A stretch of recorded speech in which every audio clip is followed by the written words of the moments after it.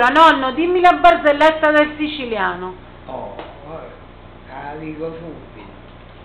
Il giorno dei morti, il 1° novembre, in Sicilia è come la Befana, il 6 gennaio. Fanno i regali ai bambini, ci compra la bicicletta, ci compra la bambola, ci compra il bamboccio, ognuno. E poi c'è un signore che ha comprato la rupara al figlio, una scoppetta, vediamo, una rupara, poi dico anche una scoppetta. Una luparina. Accompagnata con la scoppetta, la rupara, che la rupara la conosce,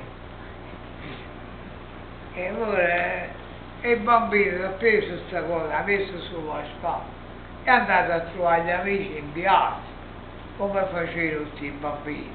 A me mi ha comprato la femminuccia a bamba, a quella mi ha pagato la ciccio bella, a quell'altra, vabbè, ognuno.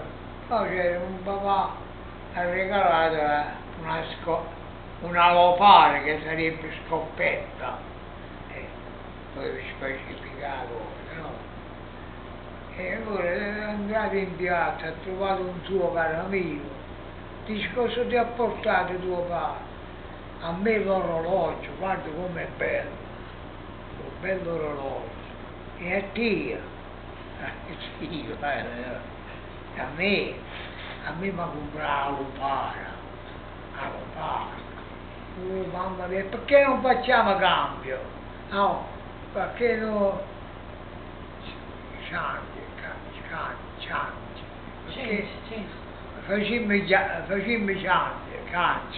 ciance, e vabbè, tu mi vuoi, facciamo cancio, vabbè. E allora figlia, quello là, la rubare, sarò subito stato, ce l'ha dato lui, quello si è preso l'orologio, questo ragazzo, ognuno, quando si è fatto là, si vanno a casa, i bambini vanno a giocare, vanno a mangiare, e un papà ha visto questo ragazzo, stava senza uscire, famosa rubare, dice: oh, non è a rubare, non è. Dice: faceva cancio con Toretto, e Toretto mi ha dato l'orologio, guarda papà, dice: guarda, e quando tua moglie ti mette le corna, che guardo l'orologio, che ora sono? A pigliavo pare, a ammazzare tutto. Capito? E questo è tutto.